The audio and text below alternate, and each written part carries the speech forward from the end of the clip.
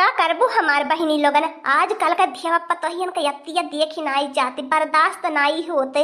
अब अहू पे तो कही है कि हमार पूजा करा पूजा बगैर दोबारा आइले भूखाइल लहानी बतावा।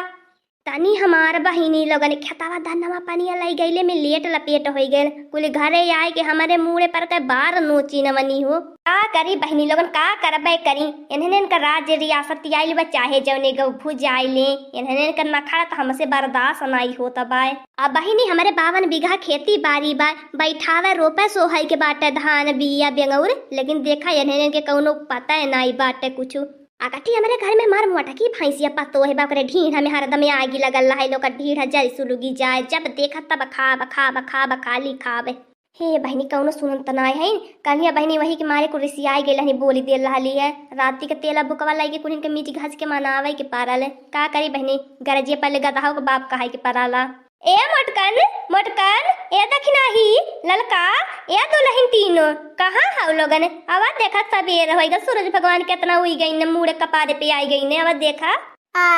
ये बुढ़ंती बोलती है अगा ये तो ना ये बुढ़ंती ते आवाज नहीं लगती बाय लगा तो बूढ़ी अपने कैरेक्टर के साथ अपने आवाजियों की चेंज कर दे हल है। का करी हमार बहनी लोगन माई लोगन घर में से नहीं निकलथिन मन कहत भाई ठेका लेके कदा हरी डारो लेकिन का करी बहनी अब जब बोलते पूछ सकते तो कुल खेतवा में चाहिए ना झाँक देख ला बहनी लोगन देख ला जकरे पतो है नहीं ने ओके तेल भूकवा लाई के मालिश सुहरावे के पराला नहीं बहनी लोगन हमार देखत तो हैया हो कहाँ की बलौनी है आपको नहीं कौनो बोलनी है कौनो मीन कनी जूने किन्नी जैसे लगा था कितना खटनी का आया वाला राती बाटे नी हमारे यही बुढ़ापा हट्टी पे सब दिन जिंदगी भर कितना जांगर रहे कितना खटी खटी यहाँ लोगन के खियाई बतावा एक दिन खातिर हमारे आई जाई बिटिया ते लोगन का करेजा फाटे लगाला। उठ गईला हमार तीन पतहिया चला बढ़िया कैला बड़े टाइम जुन से उठी गईला सकेरे अब इन भरवई में अच्छा ठीक है तो लगन जा खेतवा रोपी सोहेवा हम घर खाना बनावत बाटी का करी हमार बहनी लोगन अगर नहीं इतना दुलराई बछराई बत कुल खेतवा चाहिए नहीं करिए बैठावे। ओहो ये हमार भाई की जीजी इस सूरज भगवान पूर्व से हुए के बदला कैसे पश्चिम से आज हुई गई ने ये बुढ़िया में इतना बदलाव कैसे आई गयल जाए दे हमार दक्षिणा बहनी जब ऐसे सुधार बदलाव आई जता पैसे ए हमार बुढ़ंचो जाता बाटी हमने खेता रोपा सो है लेकिन नीक नीक बना के खेतवा लेके आया नहीं तो फिर जाएंगे कलिया कि नहीं खेत से भागी आई बे। ए हमार बूढ़ा देखा खेता में तंजो लेट नहीं होए के चाहिए तनी टाइम चुन पे लेके चली आया नहीं तो जान लिया फिर कलिया कि नहीं अजो बैठ जाई खेत। अरे हमार बच्चा लोगन रोज रोज लेट आए होए अब तो लोगन इतना हमें हड़काए दे लहला कलिया तो लेट होए पाई आज एकदम बिल्कुल तंचो लेट नहीं हुई हमें तो आधा खाना बनाए भैली तब तो लोगन के जनावे आईली एक दाई तेवर मने जगावे आला नहीं तो लोगन उठबे नहीं कैला तो कहले से जाई आधा खाना बनाए ले आधा खाना बनाए के तब आवत बाटी। ए हमारी अम्मा तब तो चल तो न परस तू परवसी जा चली खाई ले तनी दो चार थरिया घटाइया हिरका ले तब न चली खेतवा में देखत हो हमार बहिनी लोगन अब ही सुती के उठली बा बहन मुंह नहीं धोए बा लेकिन 4 थरिया हुरे के पहले में चाही। ए हमारी अम्मा और काहे न ठीका दे के आपकी धनवा बैठवाने दे हलू है इतना खेत बाड़ी पे हमने के बैठावत एकदम करिए टूटी जाले। ए हमारे बच्चा लोगन जवन पैसा बहारवा दूसरवन के देबे तो हल्ला लोगन को उतना खियाई पियाई देबे कवन जरूरी बा मनई मजूरिन के लगावे के तो लोगन नहीं मनई बाटा। हे हमारी अम्मा लेकिन देखा ताजे का मुर्गा बनाए के चाहिए मुर्गा बनाए के हम इनके खियाइबू तब हमने जाब बैठावे। और ये हमार सासू मम्मी तनी बाजारिया से जिलेबी मंगाई ली है 10 किलो ले हमें बहुत निक लगल रसदार जिलेबिया धनवा बैठाव सोहत खात के और मजा दे ले। और ये हमार सासू मम्मी तनी भरे समोसा मंगाई ली है मीठा साथे तीखा रहते और मजा आई जाले। देखत हो हमार बहिनी लोगन जितना हम बचत के चक्कर में है उतना ही इन्होंने हमार बिल बैठावे के चक्कर में लागल है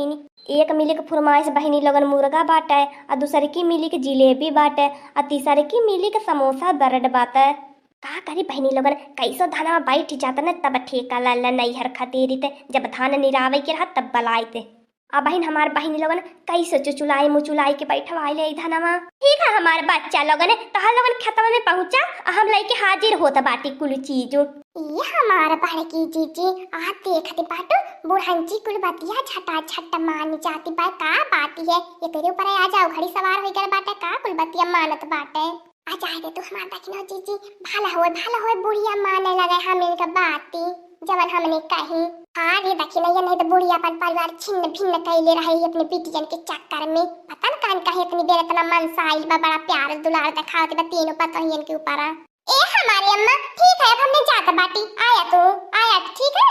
कुहू हमार बड़की जीजी जब पानिया भरा रहल खेतवा में तो खबर निक लागत बा गुबुर गुबुर धनवा बैठावत के बहुत निक लागत कुहू बड़की जीजी मन करत बा हमारी पानिया में मकलाए के हाँ हो हमार दखिलो जीजी हमार त कलैया मलैया खेले के मन करत बाए नानी लोगन जो खिनाई कटतिन ते औरत हलवन के कलैया मलैया खेले के मन करत देखत बाटो गड़वा में आया चापा के लेती बाटिन चौकिया तो बड़ी देरी लगल लेन के देख के बहुत घिन्ना लागइले ए हमार बड़की जीजी और नोह जोखियो जानथिन तोहरे दहिया मल का खूनवा बड़ा टेस्टी है तोहरे दहिया मल का खूनवा ढेर होई गेल निकाले के मारे और नोह जात बाटिन दो चपकती बाटिन असहिया हो हमार बड़की जीजी ललका बहनी गलती नहीं कहती बाटिन हमनन के तनाई एको पकड़नी है कोहो हमार बड़की जीजी मीठे मीठे कमरिया दर्द करती बाय हमार के मीठे मीठे कमरिया दर्द शुरू होता बाय 5 बीघा निहुरे बैठावत कमर टूटी जाती बाय अनाई देखत बाटू हमार दखिन हो जीजी बड़की जीजी के पहटा सब से पीछे बाय बड़की जीजी कुल जगह पीछे रहनी काम कइले में आ खाइले त आगे रहनी खाइले त पूछा मत असुर है असुर या तना तो बुढ़ंची के दरजाए के आया लहनी है कि बुढ़ंची सवेरे बनाए के लिए आए सवेरे से आ 5 बीघा हमने बैठाए ना उन्हीं बुढ़ंची के कौनो आता है पता ही नहीं बाटे एक अलवा तो के नारायणी माई उठा ले जाए का पानी में चप्पा कइले बाटे तो के बड़ी मजा आवती बा छिट्टा मारत बाटे बहुत मजा आवेले हमारी अम्मा बहुत मजा आवेले पानी में लोटत खेलत के जब धनवा बैठा ले यही सीजन में तो हमें बहुत मजा आवेले ठीक देहनी थारिया बना मगैले झारिया पहुंचले किना उनके जिया में लहारिया पहुंचले किना ठीक देहनी थारिया बना मगैले झारिया पहुंचले किना उनके जिया में लहारिया पहुंचले किना ए हमार बड़की जीजी काहे तू बहुत शांत मरले बाटू आया हमार बड़की जीजी कढ़ा द हमार बड़की जीजी लहा दिया जल्दी सैर आ जाए गाय के बैठावा हमार बड़की जीजी मजा आ जाले अपने निदिया के कई नवा दवाई पिया तो है के जगाई पिया ना अपने निदिया के कई नवा दवाई पिया तो है के जगाई पिया ना अपने निदिया के कई नवा दवाई पिया तो है के जगाई पिया ना अपने निदिया के कई नवा दवाई पिया तो है के जगाई पिया ना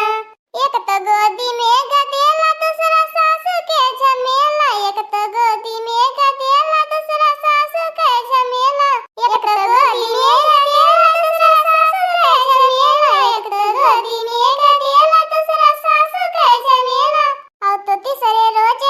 तो है के जगाई पिया कई नवा दवाई पिया ना और तो तीसरे रोज तो है के जगाई पिया कई नवा दवाई पिया ना अपने निदिया के कई नवा दवाई पिया रोज के जगाई पिया ना अपने निदिया के कई नवा दवाई पिया रोज के जगाई पिया ना अपने निदिया के कई नवा दवाई पिया रोज के जगाई पिया ना अपने निदिया के कई नवा दवाई पिया रोज के जगाई पिया ना ए हमार तीनों बहुरिया आवाज जुड़ाया ना कुली ने आवा हम नाश्ता पानी कर लिया अभी हमारे बूढ़ा अम्मा तो जलेबी लेके आई बाटो हम तो कुली जलेबिया खाबे आवा कलवा तहु के मिली लेकिन तो पहले हमारे तीनों पतोही से जौन उबारी तब ना मिली तो के बड़ा सा देर कैलू हमारी अम्मा बड़े सौकेरे चल पड़लू है अपने बुढ़ावा के लिए आई के लैला मजनू बनी के का करबू हमार बड़की जीजी नाई जंतु का बूढ़ा के जब तक बुढ़ाव के नाई लिया लेती ने को परग नाई घुसुकुतीनी तबे तो हो हमार बड़की जीजी लड़का बहनी बूढ़ा के कहिला बुढ़ाव के जंतर बने के अपने गटैया में लटकाई लेवल करा 24 घंटा तो नो जवन बाटा खूब नीक मजाक कर लिए त बाटा हे कुलिन अब चला पेड़वा के छावा बड़ा घाम लागत बा कुलिन चला जुड़ा सयार ले आही नाश्ता पानी कैला तब आई कुलिन सोया कहो हमार दीदी बहनी लोगन हमार लोगन नाई मनई है का हाय बूढ़ा के ढेर घाम बतास लागत बाए सवेरे से हमार लोगन आए ना बाटी खेते ना नाश्ता ना पानी 5 बीघा बैठा नौली लेकिन देख ल बूढ़ा का हे लड़की दखनैया चला अब देखा जिलेबिया क्या तवन नीक महाकती बा एकदम सिंहल गम महाकती बा हमार जीभिया त लप लप दुई चार दाई पहुँच के जिलेबिया पर से आई गई। तब तो मटकनवा तो जुठारू देल होई बी जिलेबियो आ को हम छाता बूढ़ी बूढ़न के नाई खाए लायक बचल होई। चला हो ललका बहनी चला आवा, नाश्ता पानी लाई के एकदम से का करी, पेटाउन तो चूहा काटे लगने हवे। जो तो बूढ़ा थोड़ी देर अवर लेट कैले हो तू ने, तो बूढ़िए बूढ़न के में हर बांध के ने नाद के जोती देई ते हंगवाई देती यही में। बहुत मोगली बाटू तू कुछ करा नहीं मग तू बूढ़ा। का करी हमार बच्चा, घरों बहुत काम रहले बजंती बाटो बुढ़ापा पर के दिए बा तबो इतना छरफरे से बनावत रहनी है, बनाई के जल्दी जल्दी लेके आईली है। चला बच्चा लगन चला, जिलेबिया जुड़ाई जाती बाय।